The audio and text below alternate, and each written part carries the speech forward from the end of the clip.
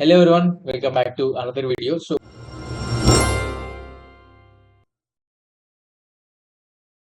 ఈ వీడియోలో ఏంటి అంటే సెకండ్ నార్మల్ ఫామ్ అంటే ఏంటి అనేది తెలుసుకుందాం.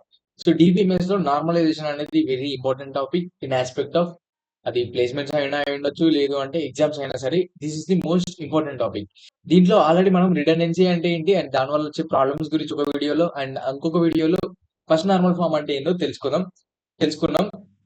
ఫస్ట్ నార్మల్ ఫామ్ అంటే ఏంటో ఆల్రెడీ ఆ వీడియోలో అయితే క్లియర్ గా ఎక్స్ప్లెయిన్ అయితే చేసిన. మీరు కనుక మిస్ అయ్యి ఉంటే వెళ్ళైతే ఆ వీడియోస్ అయితే చూడండి, కింద డిస్క్రిప్షన్ లో లింక్స్ అయితే ఉన్నాయి. అండ్ ఈ వీడియోలో ఏంటి అంటే సింపుల్ గా సెకండ్ నార్మల్ ఫామ్ అంటే ఏంటి విత్ ఎగ్జాంపుల్స్ అయితే మీకు ఎవ్రీథింగ్ అయితే క్లియర్ చేస్తా. అండ్ ఏదో థియరిటికల్ కాకుండా ప్రాక్టికల్లీ మనం అర్థమయ్యేలా చూసుకుందాం. సో కన్ఫ్యూజన్ ఏం లేకుండా ఈజీగా సెకండ్ నార్మల్ ఫామ్ లోకి ఎట్లా నార్మలైజేషన్ చేయాలి అండ్ అనేది క్లియర్ గా చూద్దాం. సో ఫస్ట్లీ మనకి సెకండ్ నార్మల్ ఫార్మ్స్ రూల్స్ అయితే తెలవాలి. సో ఫస్ట్ నార్మల్ ఫామ్ లో ఆల్రెడీ అయితే రూల్స్ అయితే ఉన్నాయి. So first normal form rules ఏంటంటే సింపుల్ గా ఒక కాలంలో మల్టిపుల్ వాల్యూస్ అయితే ఉండదు. సో ఇప్పుడు సెకండ్ నార్మల్ ఫామ్ చూద్దాం. సో సెకండ్ నార్మల్ ఫామ్ అంటే ఏంటి అంటే, సో సెకండ్ నార్మల్ ఫామ్ లో మనకి టూ కండిషన్స్ అయితే సాటిస్ఫై అయితే అవ్వాలి. ఫస్ట్ వన్ ఏంటి అంటే ఆ టేబుల్ అనేది ఫస్ట్ నార్మల్ ఫామ్ లో ఉండాలి.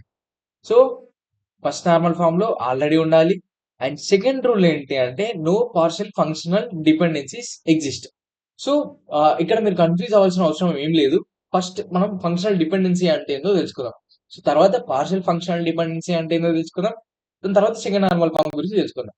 సో ఫస్ట్ ఫంక్షనల్ డిపెండెన్సీ అంటే ఏంటి అంటే, ఫర్ ఎగ్జాంపుల్ ఒక టేబుల్లో roll number and name. So ఇది ఒక టేబుల్ ఉంది అనుకుందాం. సో ఈ టేబుల్లో క్లియర్ గా ఒక కీతో అంటే for example X determines Y అన్నమాట. సో దీన్ని ఎక్స్ డిటర్మైన్స్ వై అని అనాలి. సో ఇది simple notation. So X determines why అంటే ఏంటి అంటే, సో ఏ ఈ టేబుల్లో ఈ పర్టికులర్ టేబుల్లో ఏ స్టూడెంట్ నేమ్ అయినా సరే యూజింగ్ రూల్ నెంబర్ మనం చెప్పొచ్చు. సో యూజింగ్ రూల్ నెంబర్ ఏ స్టూడెంట్ నేమ్ అయినా సరే మనం చెప్పొచ్చు. సో ఇది ఫంక్షనల్ డిపెండెన్సీ అన్నమాట. ఫంక్షనల్లీ అది డిపెండెంట్. అంటే ఇక్కడ నేమ్ అనేది functionally depend on rule number. So rule number through మనం ఏ నేమ్ అయినా సరే ఫైండ్ అవుట్ చేయొచ్చు, రైట్? సో దీన్ని మనం ఫంక్షనల్ డిపెండెన్సీ అంటాం. సో ఎక్స్ డిటర్మైన్స్ వై అంటే ఎక్స్ అంటే ఏంటి ఇక్కడ rule number. So rule number determines name.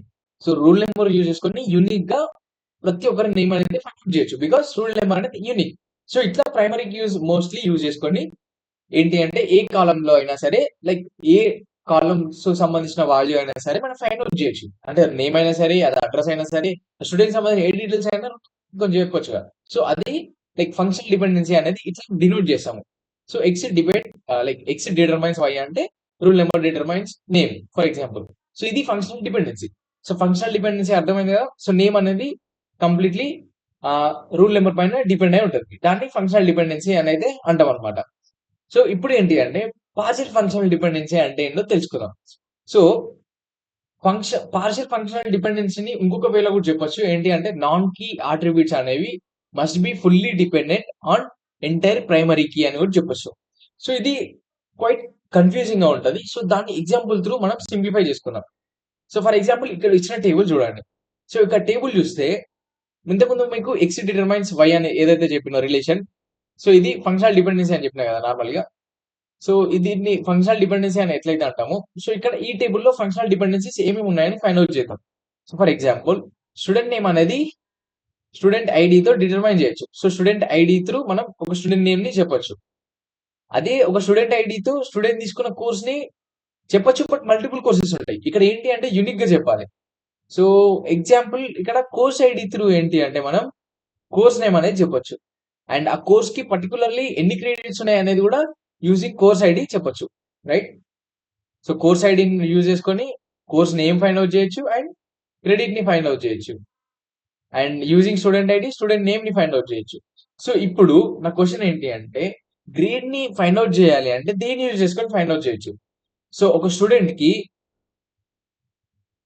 ఒక గ్రేడ్ ఉండొచ్చు, బట్ ఇక్కడ ఏంటి మనకి మల్టిపుల్ కోర్సెస్ ఉన్నాయి.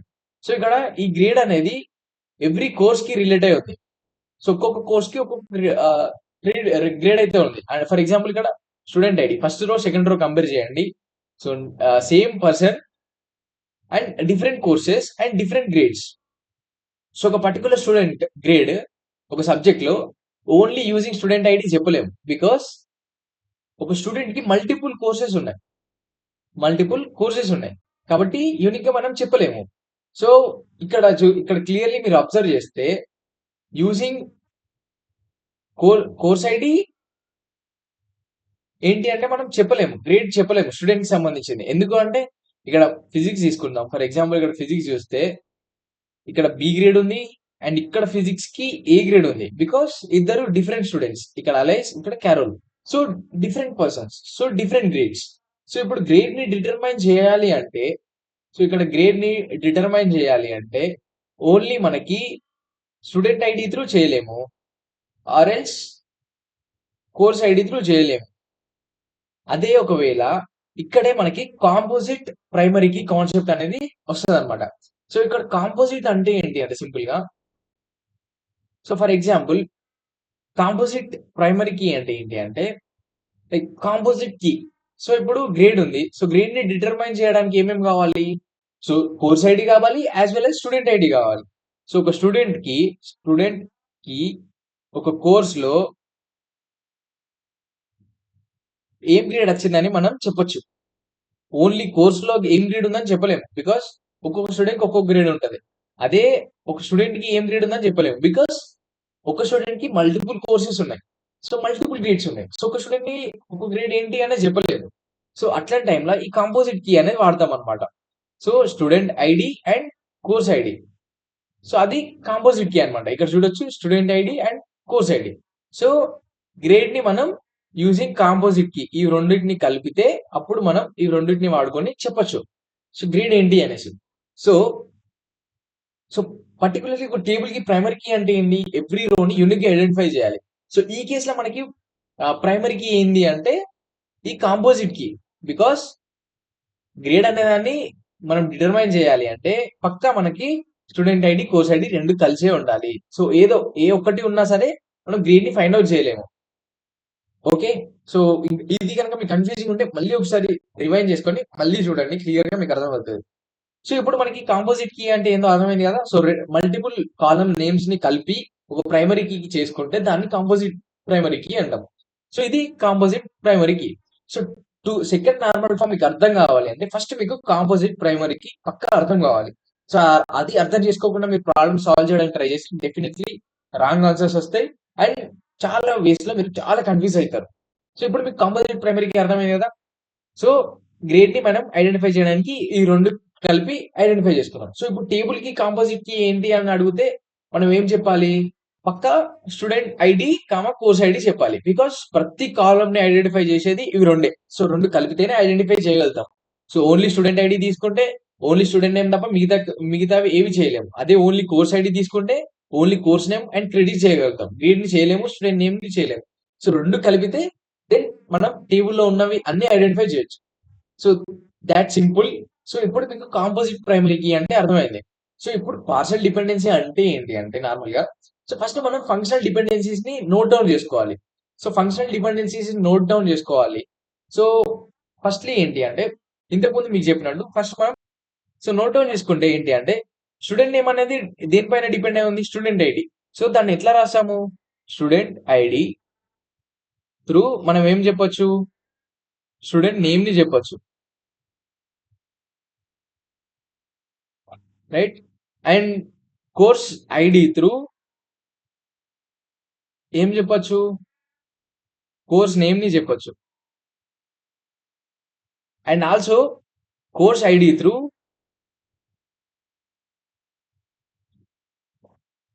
క్రెడిట్స్ ని ఒక సబ్జెక్ట్ కి ఎన్ని క్రెడిట్స్ ఉన్నాయి అనేది కూడా చెప్పొచ్చు. బట్ వేరే గ్రేడ్ కావాలి అంటే ఏం కావాలి మనకి? స్టూడెంట్ ఐడి కోర్స్ ఐడి రెండు కలిపితేనే ఒక గ్రేడ్ ని చెప్పొచ్చు. సో పర్టికులర్లీ ఏ కోర్స్ లో ఏ స్టూడెంట్ కి ఏ గ్రేడ్ వచ్చిందని చెప్పొచ్చు. సో ఈ కేసులో సో ఇవి మనకి ఫంక్షనల్ డిపెండెన్సీస్. సో దీంట్లో మనకి కాంపోజిట్ ప్రైమరీకి ఏంది, లైక్ ప్రైమరీకి ఏంది ఇది. సో ఇది ఏదైతే మనకి ఇక్కడ తీసుకున్నామో స్టూడెంట్ ఐడి కోర్స్ ఐడి, ఇది కాంపోజిట్ ప్రైమరీకి. సో ఈ ప్రైమరీ కీలో ఇప్పుడు ఏమేమి ఉన్నాయి మనకి 2 అట్రిబ్యూట్స్ ఉన్నాయి. అంటే 2 కాలమ్ నేమ్స్ వాడుకున్నాం మనం. స్టూడెంట్ ఐడి, కోర్స్ ఐడి తీసుకున్నాం. సో దీంట్లో పార్షియల్ డిపెండెన్సీ అంటే ఏంటి అంటే, ఎప్పుడైతే ఒక నార్మల్‌గా ఒక column name a part of composite key, అంటే ఇప్పుడు కాంపోజిట్ కీ ఏదైతే ప్రైమరీ కీ ఉందో దాంట్లో ఒక పార్ట్ పైన డిపెండ్ అయితే అది పార్షియల్ డిపెండెన్సీ. ఫర్ ఎగ్జాంపుల్ ఇక్కడ స్టూడెంట్ నేమ్ దేనిపైన డిపెండ్ అయి ఉంది? స్టూడెంట్ ఐడి పైన డిపెండ్ అయి ఉంది. స్టూడెంట్ ఐడి ఏంటి? Part of composite key. But అది కంప్లీట్ కాంపోజిట్ కీ కాదు. అంటే కాంపోజిట్ ప్రైమరీ కీ ఉన్నప్పుడు కంప్లీట్‌లీ దాని మీద ఫుల్లీ ఫంక్షనల్ డిపెండెంట్ అయి ఉండాలి. సో ఫుల్లీ ఫంక్షనల్ డిపెండెంట్‌కి ఎగ్జాంపుల్ ఏంది అంటే గ్రేడ్. సో గ్రేడ్ అనేది మొత్తం ఏదైతే మనకి కాంపోజిట్ కీ ఉందో దానిపైన మొత్తం మీద డిపెండ్ అయి ఉంది. సో కాబట్టి దీన్ని ఫుల్లీ ఫంక్షనల్లీ డిపెండెంట్ అని చెప్తాం. ఫంక్షనల్ డిపెండెన్సీ అని చెప్తాం. ఎందుకంటే ఇక్కడ కాంపోజిట్ కీలో ఫుల్లీ అంటే స్టూడెంట్ ఐడి, కోర్స్ ఐడి 2 ఉన్నాయి. సో రెండిటి పైన గ్రేడ్ అనేది డిపెండ్ అయి ఉంది. వేరాస్ ఇక్కడ మన స్టూడెంట్ నేమ్ తీసుకుంటే ఓన్లీ స్టూడెంట్ ఐడి పైన డిపెండ్ అయి ఉంది. స్టూడెంట్ ఐడి ఏంది? Only part of composite primary key. ఒక పార్ట్ ఇది అంతే. మొత్తం కాదు. సో కాబట్టి పార్షియల్ అంటే ఏంటి? కొంచెం. సో కొంచెం పైనే డిపెండ్ అయి ఉంది స్టూడెంట్ నేమ్. కాబట్టి దీన్ని పార్షియల్ డిపెండెన్సీ అంటాం అనమాట. సో ఈ పార్షియల్ డిపెండెన్సీ ఉంటే అది ఏంటి అంటే సెకండ్ నార్మల్ ఫామ్ కాదు. సో సెకండ్ నార్మల్ ఫామ్ అనేది కాదు. సెకండ్ నార్మల్ ఫామ్ లో ఉండాలి అంటే పార్షియల్ డిపెండెన్సీస్ ఏవి ఉండొద్దు. సో ఇది కనుక మీకు క్లియర్‌గా అర్థమైతే సెకండ్ నార్మల్ ఫామ్ క్లియర్‌గా అర్థమైపోద్ది. సో ఇది partial dependencies and fully functional dependencies అంటే ఏందో అర్థమైతే దెన్ ఇట్స్ వెరీ సింపుల్. మీకు ఎంత పెద్ద క్వెషన్ ఇచ్చినా సరే ఈజీగా సాల్వ్ చేయగలుగుతారు. అండ్ ఏది ఇంటర్వ్యూ ఆస్పెక్ట్‌లో అయినా సరే, ఎక్కడైనా సరే చాలా హెల్ప్ అయితది. అండ్ ఎగ్జామ్ పాయింట్ ఆఫ్ వ్యూలో కూడా మీకు ఎంత కన్‌ఫ్యూజింగ్ ఇచ్చినా సరే ఈజీగా సాల్వ్ చేయగలుగుతారు. సో ఇప్పుడు క్లియర్‌గా అర్థమైంది కదా! అండ్ ఇక్కడ ఇంకొక టర్మ్ ఉంది. ఏంది? Non key attributes must be fully dependent on entire primary key. So ఇక్కడ నాన్ కీ అట్రిబ్యూట్స్ అంటే ఏంటి అంటే, ఏవైతే ఈ కాంపోజిట్ కీ, ప్రైమరీ కీ ఏవైతే ఉన్నాయో, స్టూడెంట్ ఐడి, ఏదైతే ఇప్పుడు మనం తీసుకున్నాం కదా! Course ID. సో ఇది కాంపోజిట్ కీ కదా! సో దీంట్లో ఉన్నవి అన్నీ ఏంటి అంటే కీ అట్రిబ్యూట్స్ అన్నమాట. Key attributes. కీ అట్రిబ్యూట్స్ అంటే కాంపోజిట్ ప్రైమరీ కీలో పార్ట్ అయి ఉండాలి. ఏదైతే ఇప్పుడు నార్మల్లీ అది ప్రైమరీ కీ అయినా పర్లేదు. దాంట్లో పార్ట్ అయి ఉంటే అది కీ అట్రిబ్యూట్. అంటే ఫర్ ఎగ్జాంపుల్ ఇప్పుడు స్టూడెంట్ ఐడి ఉంది. స్టూడెంట్ ఐడి అనేది ఆల్రెడీ పార్ట్ ఆఫ్ కాంపోజిట్. కాబట్టి అది కీ అట్రిబ్యూట్. అదే స్టూడెంట్ నేమ్ ఉంది. స్టూడెంట్ నేమ్ ఇక్కడ కాంపోజిట్‌లో ఎక్కడ లేదు. ప్రైమరీ కీలో ఎక్కడ లేదు. కాబట్టి స్టూడెంట్ నేమ్ అనేది ఏంటి? స్టూడెంట్ నేమ్ అనేది నాన్ కీ అట్రిబ్యూట్ అన్నమాట. So non key attribute. Attribute అంటే ఏంటి ఇక్కడ సింపుల్‌గా అట్రిబ్యూట్ అంటే కాలమ్ అంతే.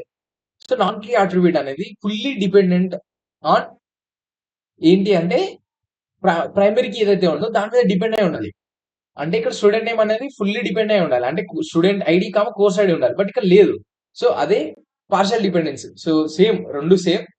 సో జస్ట్ మీకు క్లారిఫికేషన్ చెప్తున్నా.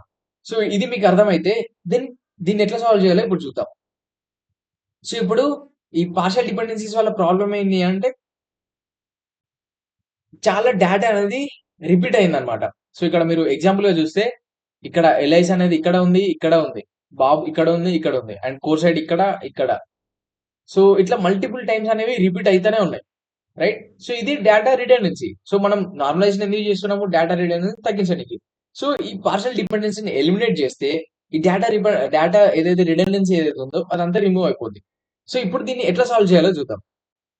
సో దీనివల్ల ఏమేమి ఇష్యూస్ ఉన్నాయో ఇక్కడ ఉన్నాయి.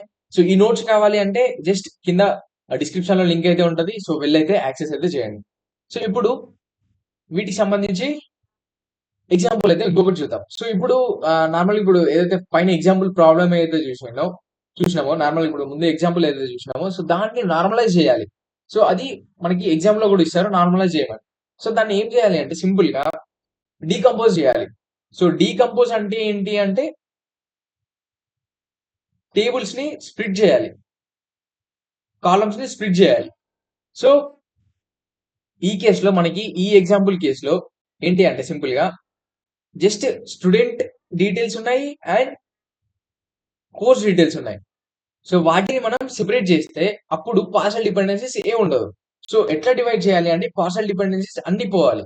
సో దానికి సింపుల్‌గా ఏంది అంటే స్టూడెంట్‌కి సంబంధించిన డేటాని ఒక టేబుల్ కింద అండ్ కోర్స్ కి సంబంధించింది ఒక టేబుల్ కింద, అండ్ రెండింటి పైన డిపెండ్ అయి ఉన్న ఎన్రోల్మెంట్ ఏదైతే ఉందో, నార్మల్ గ్రేడ్ ఏదైతే ఉందో, సో గ్రేడ్ కి సంబంధించి ఇంకొక టేబుల్. సో 3 టేబుల్స్ చేసుకున్నా అంటే ఇప్పుడు చూడండి, ఇక్కడ మనకి 3 టేబుల్స్ కింద స్ప్లిట్ చేసుకున్నాం. సో ఇప్పుడు మనం మళ్ళీ ఏదైతే మన సెకండ్ నార్మల్ ఫార్మ్ కండిషన్స్ ఏవైతున్నాయో సో వాటిని క్రాస్ చెక్ చేసుకోవాలి. ఫర్ ఎగ్జాంపుల్ ఇప్పుడు దీంట్లో ప్రైమరీ కీ ఏంది? ఓన్లీ స్టూడెంట్ టేబుల్ తీసుకుంటే ఇక్కడ సింపుల్ గా డిపెండెన్సీ ఏంది? స్టూడెంట్ నేమ్ ని స్టూడెంట్ ఐడి త్రూ చెప్పొచ్చు. సో ఇది మనకి dependency, functional dependency. Student ID అనేది స్టూడెంట్ నేమ్ ని యూనిక్ గా ఐడెంటిఫై చేస్తుంది. సో ఇక్కడ ఏంటి ప్రైమరీ కీ మనకి స్టూడెంట్ ఐడి, ఇది non key attribute student name అనేది. సో ఇది fully dependent on student ID. So కాబట్టి ఇక్కడ మనకి సెకండ్ నార్మల్ ఫామ్ లో ఉంది ఇది. పార్షల్ డిపెండెన్సీస్ ఏం లేవు. సో ఇది ఎక్స్ అనుకుంటే ఇది వై అంతే.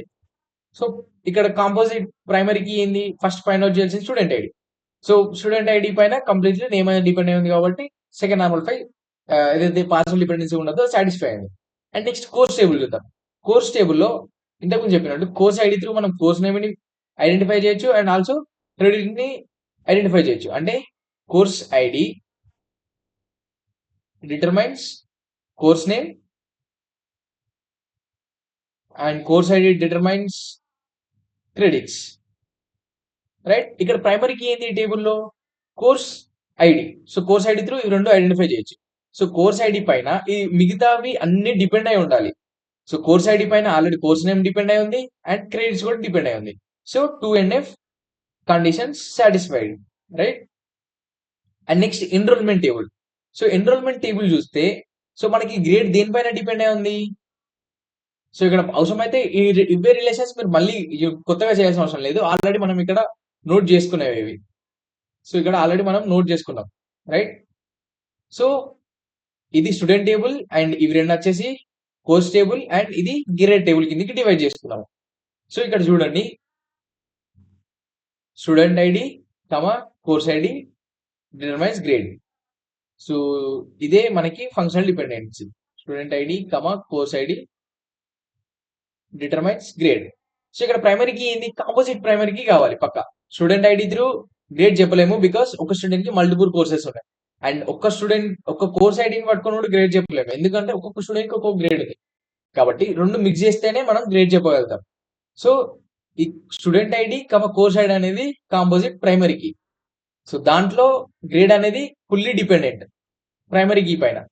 సో కాబట్టి ఇది కూడా second normal form condition satisfied. So ఇట్లా మనం డీకంపోజ్ చేయాలి. సో దీనికి ట్రిక్ ఏంది? సో ఎట్లా సాల్వ్ చేయాలి అంటే సింపుల్ గా ఇక్కడ మనం రాసుకున్న ఫంక్షనల్ డిపెండెన్సీస్ ఏవైతే ఉన్నాయో అన్ని చూసుకోండి. సో ఈ ఫంక్షనల్ డిపెండెన్సీస్ మనం నోట్ చేసుకున్నాం. సో దీంట్లో ఈ స్టూడెంట్ ఐడికి సంబంధించినవి ఏవైతే డిపెండ్ అయి ఉన్నాయో సో అవన్నీ ఒక టేబుల్లో చేసుకోండి. అండ్ కోర్స్ ఐడి ఏదైతే ఉందో డిటర్మైన్ చేస్తున్నాయి. So course name and credits. So ఇవి మూడింటిని కలిపి ఒక టేబుల్ చేసుకోండి. అండ్ నెక్స్ట్ ఇది ఇంకొక టేబుల్. సో ఇట్ సైడ్ ఉన్నవి కామన్ గా ఉన్నదాన్ని ఒక టేబుల్లోకి రావాలి. సో స్టూడెంట్ ఐడికి కామన్ ఓన్లీ స్టూడెంట్ నేమ్ ఒకటే ఉంది. సో ఇది ఒక టేబుల్. అండ్ కోర్స్ ఐడికి రెండు ఉన్నాయి. So course name and credits. So ఈ మూడు కాలమ్స్ ని కలిపి ఒక టేబుల్ చేసేయండి.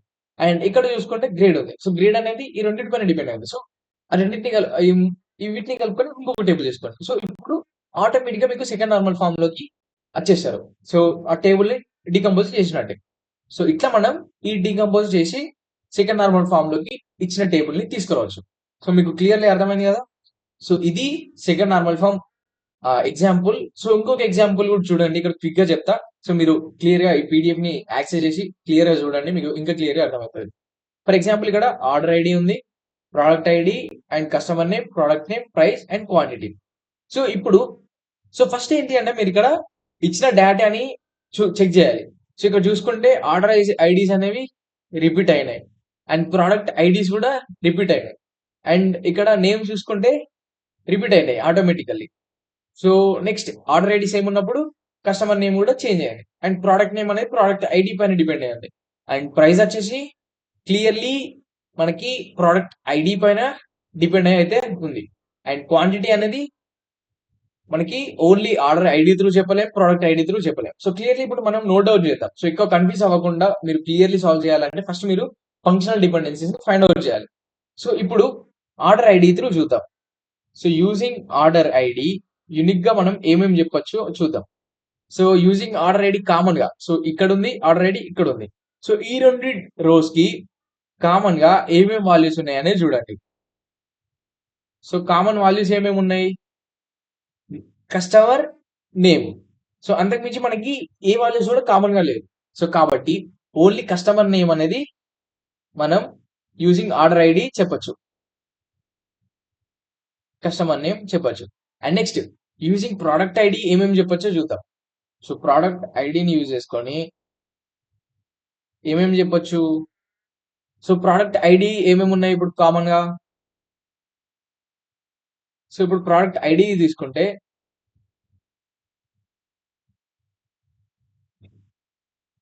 సో ఇప్పుడు ప్రోడక్ట్ ఐడి చూసుకుందాం. సో ఇక్కడ ఒక కామన్ ఉంది అండ్ ఇక్కడ ఒక ప్రోడక్ట్ ఉంది. సో ఈ రెండిట్లలో సేమ్ ఐడీస్ ఉన్నాయి. సో రెండిట్లో ఏం కామన్ ఉన్నాయో చూసుకుందాం. సో ఓన్లీ ఇక్కడ product name and price. So ఈ రెండు ప్రోడక్ట్ ఐడి పైన డిపెండ్ అయి ఉన్నాయి. సో చూసుకుంటే ప్రతి ప్రోడక్ట్ ఐడికి సేమ్ ప్రోడక్ట్ నేమ్ ఉంటుంది, సేమ్ ప్రైస్ ఉంటుంది. సో ఒక ప్రోడక్ట్ కి. సో కాబట్టి ఇక్కడ ఫంక్షనల్ డిపెండెన్సీ ఏం రాయొచ్చు? Product ID determines product name and ఇంకొకటి ఏంటి? ప్రైస్ ని కూడా డిటర్మైన్ చేస్తారు. So price and product name product ID పైన డిపెండ్ అయి ఉన్నాయి. అండ్ ఇంకొకటి ఏంటి? మనం ఏంటి ఇక్కడ ఏమేమి కవర్ అయిపోయినాయి? కస్టమర్ నేమ్ కవర్ అయిపోయింది అండ్ ప్రోడక్ట్ నేమ్ కవర్ అయిపోయింది అండ్ నెక్స్ట్ ప్రైస్ కూడా కవర్ అయిపోయింది. సో ఇంకా మనకి మిగిలిపోయింది